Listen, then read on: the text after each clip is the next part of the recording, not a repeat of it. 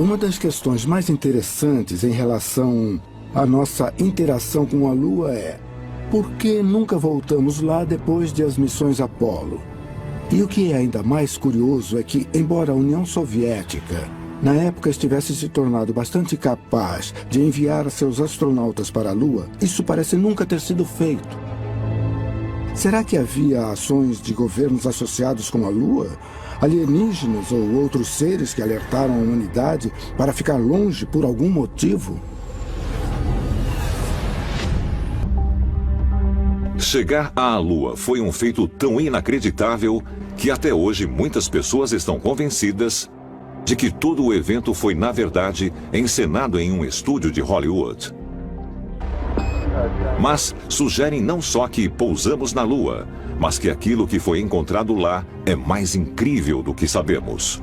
Durante a missão lunar Apollo, em 1969, depois do pouso, houve uma falha de 2 minutos que foi muito estranha nas transmissões de rádio. E o que aconteceu durante esses 2 minutos tem provocado muita controvérsia. Segundo o cientista e pesquisador da NASA, Otto Binder, vários radioamadores conseguiram interceptar comunicações secretas com o controle da missão que não foram tornadas públicas. Os astronautas aparentemente disseram ter visto objetos extraterrestres na Lua, inclusive discos voadores parados ao longo da borda de uma cratera bem à vista. Bom, a verdade é que cada um dos astronautas tinha um canal médico separado. Esse canal não era público e podia ter sido facilmente usado para comunicar informações que não deveriam ser ouvidas nas transmissões gerais públicas. O que é muito interessante nessa história, porém, é o fato de que 30 minutos depois do pouso na Lua, a história estava circulando pela NASA. Ei, você ouviu? Eles viram uma coisa na borda de uma cratera. Todos estavam agitados. Eles não sabiam o que fazer. Eles não sabiam se deviam sair. É interessante assistir as imagens de quando eles voltaram da Lua. Eles não estão sentados lá, pulando e se agitando de alegria, dizendo: eu tive a experiência mais incrível da minha vida, eu estive na Lua. Eles não estão dizendo isso. Eles parecem muito solenes, muito deprimidos, estão quase olhando para baixo. Parece que vão vomitar, eles parecem perturbados. Será que viram alguma coisa lá que não puderam contar ao público por causa das implicações? Depois da Apollo 11, a NASA enviou mais 6 missões tripuladas até a Lua, terminando com a Apollo 17 em 1972. A Lua seduz a imaginação dos homens desde o início da civilização. Ela tem 1/4 do tamanho da Terra e é, de longe, o corpo celestial dominante nos céus noturnos. Ela leva cerca de 30 dias para dar a volta à Terra. A Lua brilha, mas não por causa de alguma propriedade da própria Lua. Ela reflete os raios do Sol e isso a faz brilhar. O motivo de a Lua ter fases é que a Terra bloqueia a luz do Sol conforme a Lua se move ao redor da Terra. Então, gradualmente, ela recebe cada vez um pouco mais dos raios do Sol. A Lua tem muita importância. Ela causa as marés que ajudaram na transição da vida do oceano para a terra firme. Ela também estabiliza a inclinação da Terra em relação à sua órbita. Sem a Lua, as influências gravitacionais poderiam fazer os polos dos planetas oscilarem de um lado para o outro, como um marinheiro bêbado. A Terra teria sido um lugar muito mais caótico para que a vida, em especial para que a vida avançada se desenvolvesse se não fosse pela Lua. Embora a Lua seja muito importante para o surgimento da vida na Terra, esse corpo celestial é inabitável. Não há oxigênio respirável.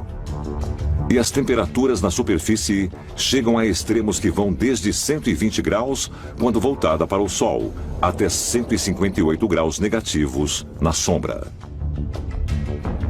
É um ambiente muito sério porque não tem oxigênio. Então os astronautas que estavam na Lua tinham de estar completamente selados. A gravidade da superfície, que é o que realmente conta se você for até lá, é de 1/6 da gravidade da Terra. E é por isso que quando se vê aquelas imagens granuladas dos primeiros astronautas, eles parecem estar pulando e a Lua não tem nenhuma atmosfera. Os astronautas, quando chegaram à Lua, de repente puderam olhar para o mundo em que cresceram, a Terra, de um lugar diferente. Eles puderam ver toda a humanidade em sua pequeneza no universo. E isso teve mesmo um efeito muito profundo nos astronautas. É possível que os astronautas norte-americanos não estivessem sozinhos na Lua? Foi por isso que nunca voltamos depois da Apollo 17? Os seres humanos são fascinados pela Lua desde o surgimento do homem. E embora muitas teorias tenham sido propostas, os cientistas não podem dizer com certeza absoluta como esse objeto celestial se formou.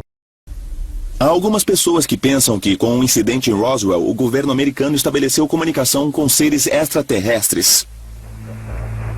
Há alguns que pensam que só estabelecemos tal contato após as missões Apollo.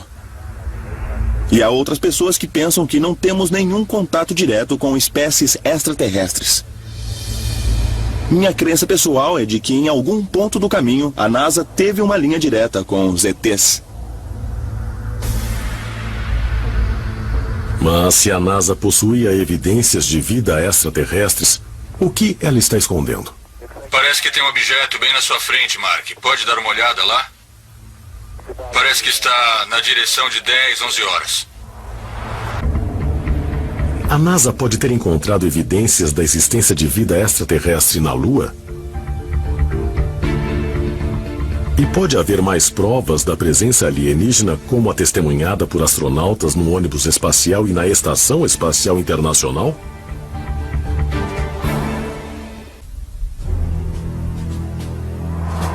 O presidente e o Congresso fundaram a NASA como parte do Departamento de Defesa. O motivo oficial era evitar que os soviéticos roubassem tecnologia americana. Mas alguns acreditam que o verdadeiro motivo para essa confidencialidade não era esconder informação dos soviéticos, mas esconder o segredo do público americano. Muitas pessoas têm a ideia de que a NASA é uma agência civil de ciência, mas ela não é. A lei do Congresso que a criou diz que tudo o que eles descobrirem é sujeito a sigilo e deve ser mantido em segredo e longe do povo americano. O relatório Brookings, que foi comissionado pela NASA logo depois da própria NASA ser criada, foi criado essencialmente para decidir o que a NASA deveria fazer se eles fizessem mesmo algum tipo de contato extraterrestre. Se encontrassem artefatos na Lua ou em Marte, ou se tivessem contato direto com uma inteligência superior, o que deveriam fazer? O relatório Brookings diz especificamente, número 1, não contem a ninguém. Se contar a alguém, você vai acabar destruindo a nossa civilização. Vai nos destruir. Nos últimos anos, oficiais do programa espacial da NASA admitiram manipular registros originais de algumas aterrissagens na Lua e perderem pedras coletadas na superfície lunar. Alguns dizem que fotos que a NASA tirou da Lua e de Marte indicam que eles sabem mais do que nos dizem. Nós vamos ter que nos convencer do fato de que nos contaram a mentira coletiva mais monumental de nossas vidas sobre os grupos não humanos tecnologicamente avançados que fundamentalmente impactam a vida sobre o planeta Terra, e vocês vão achar evidências no lado mais distante da Lua e, sem dúvidas, em Marte também. Toda vez que você olha uma fotografia de uma sonda não tripulada do planeta Marte, há quase sempre uma coisa muito estranha que não pertence ao lugar e que parece estrutural. Carl Sagan costumava falar das pirâmides de Elísio.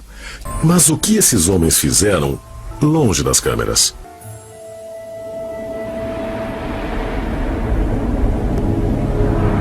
De acordo com registros da NASA, a área da Lua chamada de Mar da Tranquilidade foi escolhida para a primeira aterrissagem por ter uma superfície plana.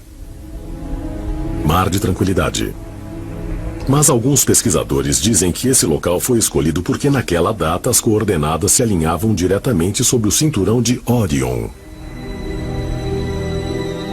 Eles escolheram os locais de aterrissagem primeiramente, escolhendo uma data específica, uma latitude e uma longitude específica e uma hora específica também.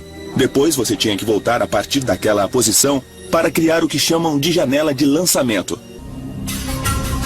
Para os antigos egípcios, aquela constelação era uma corporificação do grande deus Osíris. Sírius era a representação de sua esposa, de sua irmã e de sua consorte Ísis. Juntos, aqueles dois essencialmente comandavam os céus. E a vida do povo egípcio era ditada pela rotação, pelo movimento e pela localização daqueles dois objetos celestiais nos céus. A Apollo 11 aterrissou num dia específico e numa hora específica, quando as 3 estrelas do cinturão de Orion estavam no horizonte. Naquela hora, 33 minutos depois de aterrissar, Buzz Aldrin, o segundo homem a pisar na Lua, um maçom de rito escocês de 33º grau, executou uma cerimônia a bordo do módulo lunar com Neil Armstrong. O que eles fizeram foi versar vinho em cálices, partir um pão e fazer essencialmente o que chamamos de cerimônia de comunhão. O interessante da cerimônia de comunhão é que, apesar de ser católica, ela tem origens num ritual mais profundo e mais antigo, que era uma oferenda ao deus Osíris. Então eles fazem essencialmente uma oferenda a Osíris. Eu acho que é por isso que eles aterrissaram naquela data e horário. Certos rituais têm que ser realizados em certos momentos em que essa conexão com a inteligência não humana pode acontecer.